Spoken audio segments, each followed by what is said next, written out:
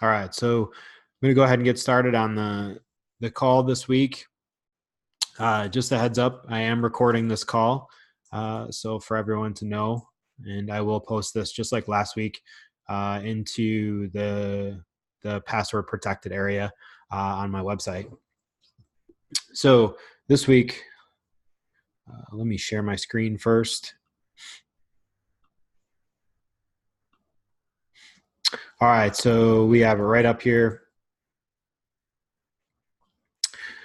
This week we're coming into week 2, and we're going to go into something called mycoestrogens. So we're going to work through exactly today what this call will be, and this coaching session will be what is mycoestrogen. So I sent out the weekly email, so I'm sure you guys hopefully did a little bit of reading on that, and then it's also in the manual. So you see I'm hitting this stuff 3 times, and it's very, very important because the training is really important. The exercise program is really important, but that's really just a snapshot of your day.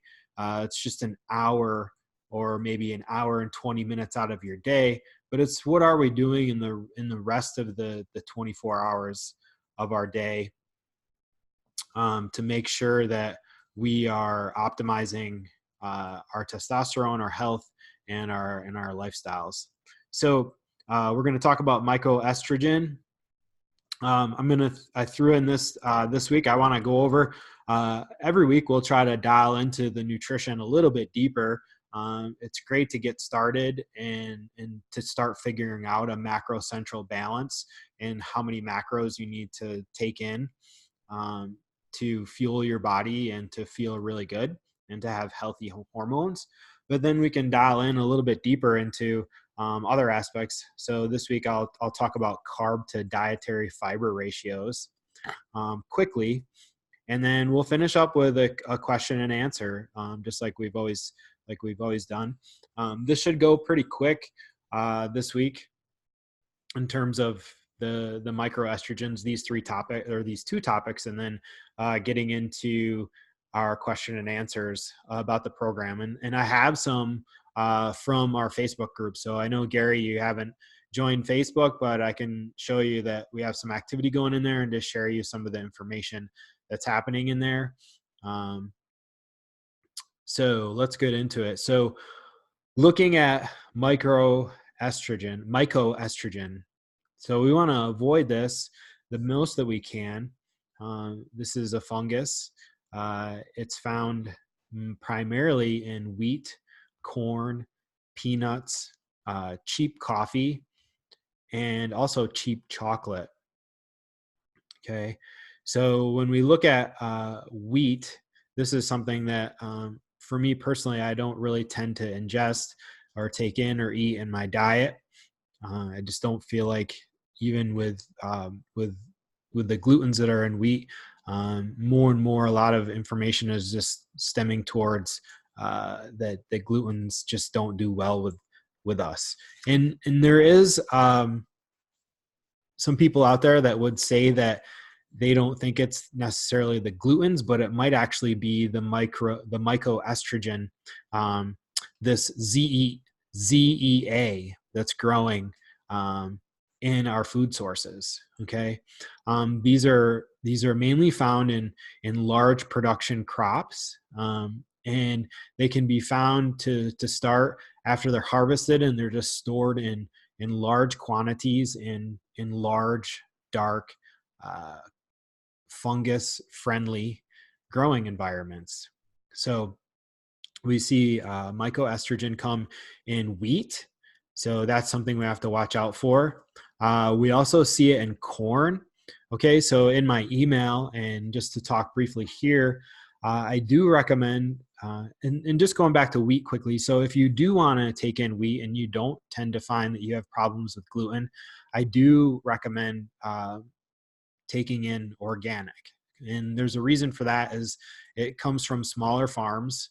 It tends to be in just right there, small batches. So small batches mean that it moves a little bit faster along the production line, and it doesn't necessarily have time to go ahead and produce these funguses that would grow in our food sources.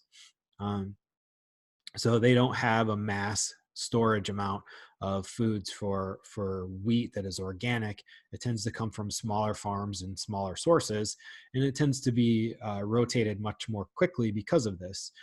Yeah, you're going to pay a little bit more, but is it also have more nutrients? So you're not going to have that fungus, and I feel that it's going to be more nutrient dense when you have it.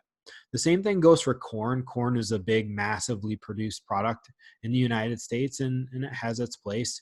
But I tend to say if we're going to go ahead and eat corn, try to make sure that you're taking it in from an organic source, and at the very least from a non-GMO source. So corn is a large GMO product in the country, stemming back to our last call and email looking at soy, and farmers will rotate soy and corn in their fields because the soy and then the corn, they help to replenish each other so they can keep rotating their crops. So corn is highly produced in the States, and we want to focus on getting it from small sources, and at least from a non-GMO source. So you do not want to have GMO corn or wheat.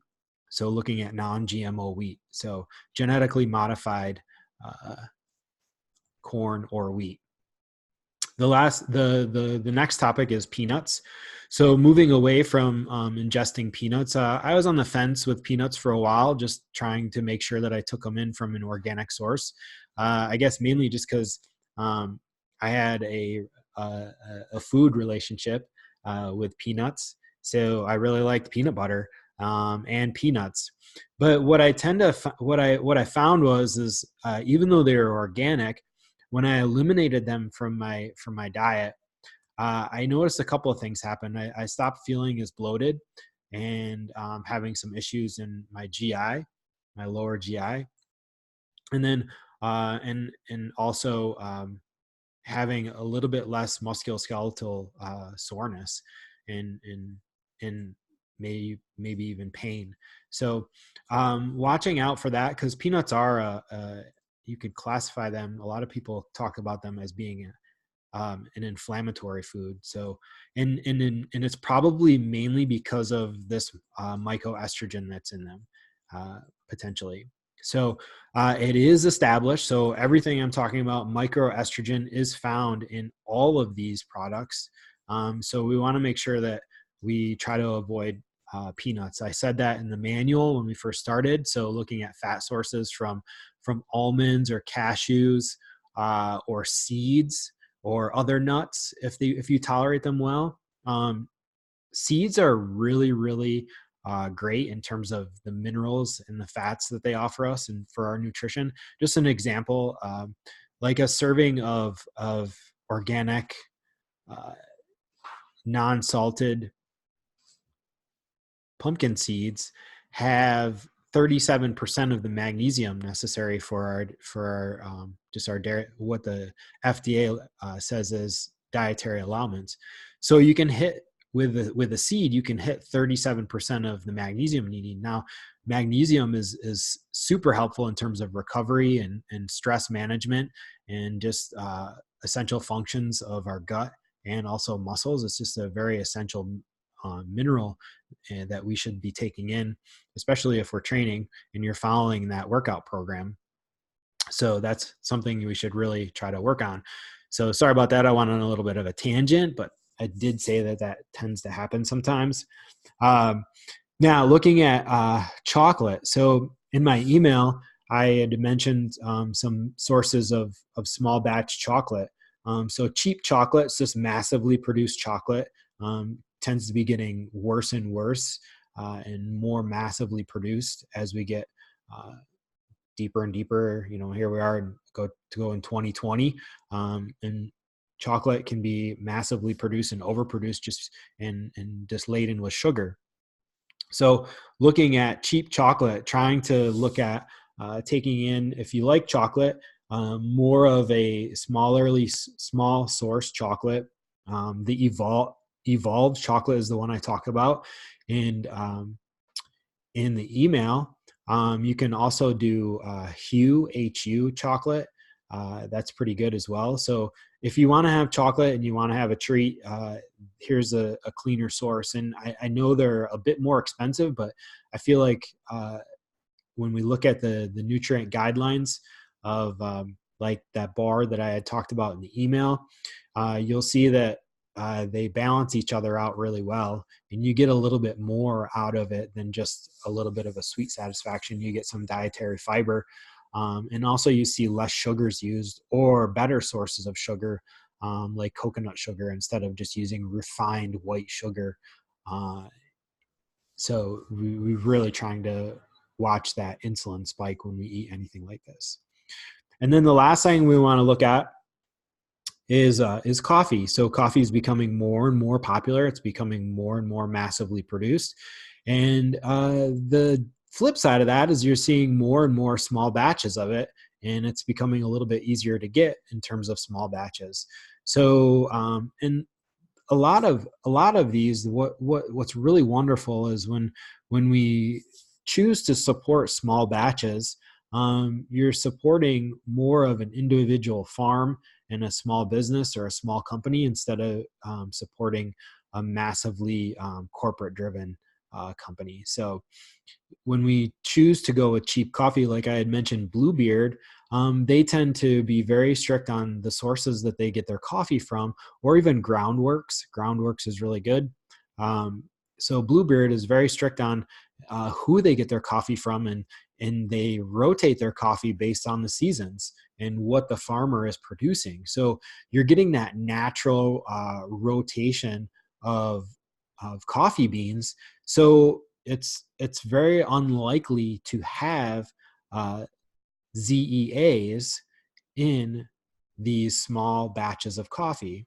So these are the areas I'd like you to focus on in terms of your nutrition, and trying to make sure that we watch these and we be very aware of mycoestrogen. So this is something, when we work through each one of these, this is something that we want to make sure that we understand that this is actually limited in the amount that Europeans can ingest. So the European Union will focus on limiting this, and they'll focus on limiting many of these estrogenic substances as we work through our hormone optimization. So something to be aware of. The other thing you need to be aware of, so you may not be ingesting this fungus estrogenic, but the if you eat animals, then the animals that you take in might be eating these type of products, so wheat or corn. So that means that they would then have the ZEA fungus in their meat and in them when they get harvested and then packaged out for food.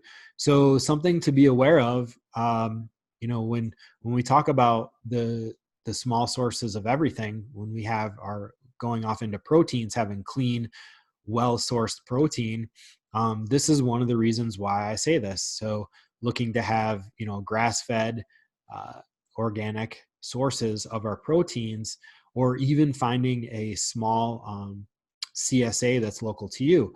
When we lived in Boston, we had a really great CSA that we used, and they sent pictures of all of their animals grazing on the farm, and you could go out and visit their farm.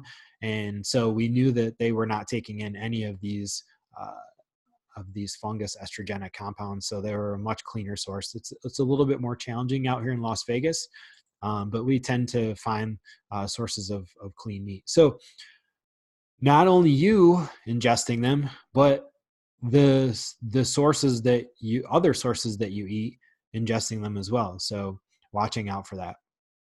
All right, now we're going to look at our carb to dietary fiber ratio. So something that you can watch out for, is and we want to make sure that our carbohydrate sources tend to run on the high side of dietary fiber. And what we can do is we can look at the carbs and the dietary fiber, And then we can subtract the dietary fiber away from the carbohydrates to see what level of those carbohydrates is actually going to be impacting our insulin when we ingest them. So we should strive for high dietary fiber, and it also makes you feel more full. So having that dietary fiber just gives a satiation to your meal, and it just helps you feel more full. So it's something to think about as you go deeper and deeper into your nutritional template and looking at your macros. All right, so I'm just gonna go ahead and I'm gonna go into a couple of these questions, and then I'll just open it up to everybody. So on the Facebook page, Brian had a couple of questions about the diet that I didn't really get into, and on our last call, he said, and he was mentioning that I didn't really say much about dairy. So, and then I answered all of his questions here, but I'm just going to review it here for anyone that didn't have a chance to see this. So, dairy, I'm fine with. I like dairy, but does dairy like you? So, if it agrees with you and you don't have problems with it, so the whey and the casein that I recommend is dairy. And so I don't really have a problem with dairy, but what I tend to move into and what I mentioned here is that making sure that the dairy comes from cows that are antibiotic and hormone free. I know that's very popular these days, and we can get that. So making sure that we make sure that the antibiotics and the hormones are not in the milk that we're tending to have. So that being said, I tend to only recommend eating dairy and cheese that is from grass-fed cows. Okay, so make sure you just read the labels and make sure it notes that it comes from antibiotic and hormone-free cows. Goat cheese is really good. It's a little bit easier to digest. So goat's milk, goat cheese, even they have whey that is produced by goats. I've had it. It's very, very good. So it's always an option. So again, just making sure that there's no use of antibiotics or hormones. He also asked about almond milk because I didn't really mention that in anything. And I like almond milk as long as, again, it comes from, I like it, but I can't have it. I don't have a tolerance for almonds. So, but as long as you're watching the macros on it and we make sure that the fats and the carbs and the proteins, mainly the fats, are all within the range for what you need in that meal, then it's perfectly fine. And then I tend to, again, I went back to making sure that it comes from an organic source. Okay. So these sources where we're taking in something that has a high fat, that's where we'll see in the coming weeks, pesticides can get into those almonds and then permeate the fat. And then now when you ingest that in the beverage and the fat, you ingest the pesticides, and that's an estrogenic as well. And we'll talk about that in the coming weeks. So these are the reasons why I say moving towards having organically sourced. Something I will say, and when it comes to nut milk, they do have pretty cool products out there where you can buy the nuts and just make your own in small batches. So that could be cheaper as well. So finding a local farm or just buying a batch of raw almonds or cashews and making your own nut milk. So I actually use coconut milk, organically sourced. Again, it comes from Costco, and I make a shake every morning and it works into 2 of my meals. I did a Facebook Live on that shake, so there's a good source as well. So there's a couple of really great questions because Brian uses protein shakes as meals, and he was just asking if he should avoid it or if he should use water. So use a little bit of the almond milk and then dial it in with water as well. And I haven't gotten into it yet, but we should also be focusing on filtering our water. So here's a tidbit for you. I know I'm going off a little bit of a tangent, and we'll get into this. I did mention this in your manual, so hopefully you've already read a little bit about this, but making sure that our water is coming from a filtered source, no matter where you are in the world these days. Filtered meaning that it goes through at least some charcoal filtration to take out the, obviously we want the organisms to be taken out so that it's clean. But we also want the bacteria. Sorry, I just kind of lost it there for a second. But we make sure we have the bacteria taken out, but also that we have the hormones taken out. So, and I'll get into that later, a little bit deeper into some more of our calls. I don't want to give too much away, but you should have read about it a little bit about in the manual. The next question, again, it comes from Brian. So it says he's on a pretty decent schedule with everything thus far. He's at a level where he went out and he purchased a kettlebell. So, and then also he's talking about the glute bridges. So the glute bridges, if you watch it, they should not be loaded. The glute bridges at the beginning are designed to be a warm up for your hips and core. Okay, so we're not loading those glute bridges. Later on down the road, if we come into a coaching call and someone says that, they're super easy for them, then you could add a mini band around your knees, maybe on the second round, definitely not the first round. Because again, I want this to be a warm up for you as you get into the later circuits. The other thing that he was asking about too is for each exercise is 30 seconds with then rest. On one particular day, it may be 30 seconds, but make sure you guys are checking the work to rest ratios on these circuits because it is planned out and programmed with a purpose. There is a plan and it's mapped out and designed for a purpose for you to progress. So making sure that you're looking at each day, but on the particular day he was looking at, it was 30 seconds then with rest. And you said, should I do as many reps in that time, or are we holding it for 30 seconds? There are some notes, so making sure that you click that button that we talked about last week. So making sure that button is clicked on. So for Brian, I recommended that because of his level of exercise and beginning on this program, then I told him to go ahead and do as many quality reps as he can in that 30 seconds. Is it 10? Is it 15? Is it 5? It's okay because we all have to start someplace, and I just want you to keep moving. If you're a little bit more experienced with the particular exercise and you've been working on it, then I do give repetition guidelines. So in 30 seconds, generally it should be between 12 and 15 repetitions. 15 reps might be on the earlier side of the circuit, and then 10 reps might be deeper as you get into maybe the fourth round and now you're using a heavier weight. And again, you don't have to use the same weight for each round. Ideally, you're starting with if you're brand new, then maybe yes, you are using the same weight.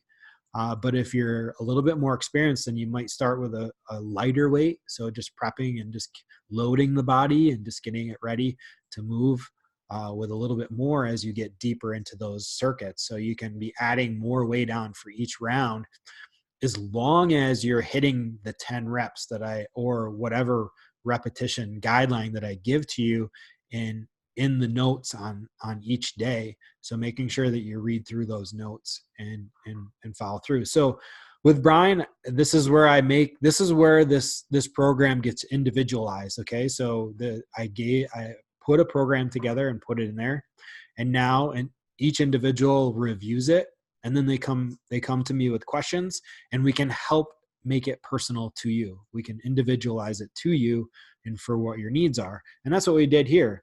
So, all right. And then he's asking a little bit also, he has an elliptical downstairs. So he says he's added that in 3 days a week. I think adding in extra elliptical work, it's okay if you're not taking away from the training sessions each day. So ideally performing this maybe you don't even need to do it, because if you're doing the kettlebell swings at the end, then you're getting enough conditioning. And if you're following your nutritional plan, then you will have a decrease in body fat and an increase in muscle mass. Uh, so, but if you are a little bit newer to it and this program, and you just feel like you want to add a little bit more cardiovascular work in there, then you can go ahead and do that. I don't have a problem. But again, as long as it's not taking away from you completing each day of the circuit that we have outlined out for you. Okay. So those are a couple of the questions that Brian had, and he utilizes the Facebook group because I don't think he's able to make these calls. And then, so I just wanted to make sure I touched on them here as well. All right. So I'm going to go ahead and stop sharing my screen. And then, so for everyone else that's here, is there any questions about week 2 and where you're at that I can go ahead and answer for you? Similar to like what Brian has done, as he's hit a couple of rounds and he's finding that he has a few questions, and that's perfectly normal. That's exactly what happens when we do this. And then if there's anything else related to the nutrition, so some people might be fine with the exercise program, but they might more guidance with nutrition. So you can either type your message to the group and then I'll answer it, or you can, if anyone that's on here and wants to go ahead and vocalize, then you can go ahead. So I'll leave it open to anyone that wants to ask a question. Just go ahead and chime in what you might want.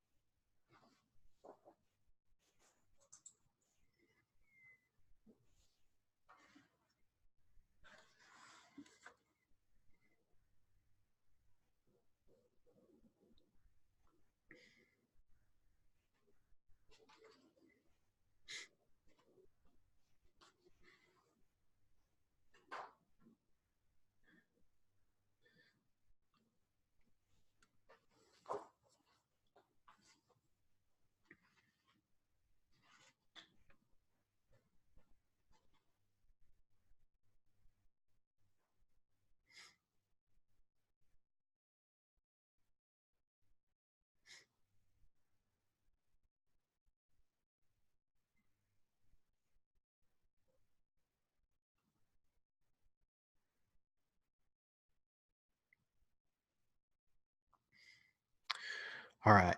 So I'm just going to go into a couple more things. I got a couple more things I want to share with you. And then we'll end our coaching session for today. I'm going to go back into sharing my screen. And then if anybody has anything, just go ahead and interrupt me. This is your time to get any type of information. Maybe it's not even related to just lifestyle or anything that kind of pops up as you've been going along and working through here on week 2. So I'm going to go ahead and share my screen. All right. So you'll see what I have up here. This is our Facebook group. Okay. A really valuable resource. Uh, if we look down a little bit here, you'll see that here's my live where I talked about the shake. Okay. So making a shake to hit your macro needs. Um, Also, guys, I'm a certified rock tape, functional movement techniques, soft tissue management. So big fan of that. I was at a course this weekend working on something called rock blades. So instrument assisted soft tissue mobilization. So I do see people here in Vegas for musculoskeletal conditions and injuries and rehabilitation. So that's what rock tape is. They're not just the taping company. They're big on cupping. So I'm certified in myofascial cupping, and then instrument assisted soft tissue, and then also the taping techniques. So, but anyways, this was the live where I went through, and it was pretty lengthy. I'm not exactly sure how long it was. Let's see if it shows. It was about 10 minutes. So I went through everything, the details of what I put into my shake each day for my 2 meals. So there's a picture of the shake right there, and I'll try to see if I can get this loaded maybe onto YouTube and then into our group. But this is some of the perks of the group if you're interested in getting into there. I wanted to go into something I posted. So these are some tidbits of extra information that I post in the group as well. I posted a link to the Dirty Dozen.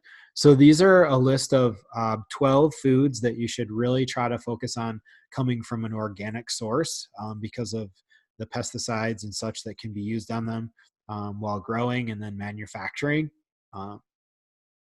So there's a Dirty Dozen. And then they even give a clean 15. So 15 foods that you can focus on that don't necessarily have to be from an organic source. They do list corn on there as a number 2.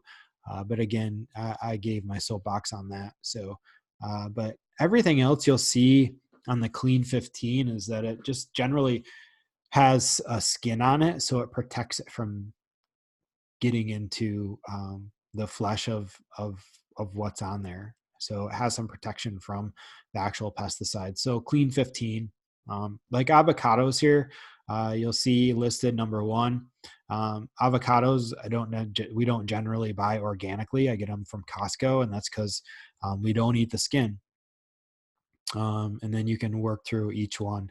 So you see hidden over here, I'm not going to click on the link, but they have sweet corn listed. Again, I've said what I think about that. So these are a couple of topics I just wanted to show you and talk about. So the Dirty Dozen, you can see them listed out here, at least 11 of them here. Strawberry, spinach, kale, nectarines, apples, grapes, peaches, cherries, pears, and then the clean 15. So they're all listed out. So hopefully you guys are hitting up and following your templates, and you're able to start dialing everything in. I think I mentioned this. One thing you want to make sure is last week is I took out the canola oil on here, so making sure that we're not taking in any canola oil with that. So, all right.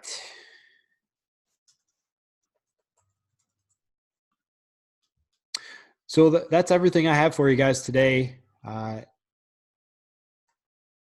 If you have any other last minute questions, send them over. I'll give you about a minute here. And anything related to training, the program, is that going okay for everyone? I know I don't really tend to hit a lot of the training aspect. It's pretty straightforward. I mean, we talked a little bit about it with Brian today. He had a couple of questions, but it's generally pretty straightforward. The notes are in there. There's videos in there, so you guys get complete coaching off of those videos. So I don't really hit a lot on it. You're just going to really have to nail me with a question about that if you want to talk about it. Like I said, I think it's more of, the exercise is the training is the training. You're going to get stronger. You're going to get better. You just follow through the parameters. The tricky part is making sure that we dial in the nutrition. So what are we doing the 23 other hours of the day, along with the lifestyle modifications, getting getting estrogenics out of our lifestyle so we can optimize our testosterone. So I don't see, no one's really interrupted me. And I don't see any written questions here in the comments. Sometimes we have people that'll write in and comment. So I'm just going to go ahead and I'm going to end our call for today, our coaching session. Again, if there's anything that comes up, make sure you hit the Facebook group or just write your questions throughout the week. And then so we can definitely answer anything that you might have, so we can make sure that you're successful with every aspect of this training program and the coaching program. All right, guys. So I hope everyone has a great week, and we'll come back here. Actually, I just wanted to quickly mention, I am doing a quick 30-minute call on Thursday at 4:00, or that's 4:00 Pacific time. So do the calculations of wherever you're at. I'll be having that extra bonus 30 minutes for anybody that is not able to make the Tuesday calls. So, or if you want to come and just get an extra 30 minutes, I will be there. I'm going to hang out in the meeting room for, as long as there are people there. So I know it says 30 minutes, but if people show up and we get all the questions answered in 10 minutes, then we'll boogie out of there. But if no one shows up in the first 10 minutes or 5 minutes, then I'll probably just cut it off. But I just wanted to have an opportunity for anyone that doesn't make these calls or something else that might come up. Say, sometimes we get off these calls and you're like, oh, dang, I wanted to ask that. We'll write it down and then come on Thursday and we can get it all taken care of. So I'm going to go ahead and end it here. I hope everyone has a great rest of the week. Have some great training, some great nutrition. Look at the mycoestrogens, and then I'll see you guys here next week. All right, take care and see you soon.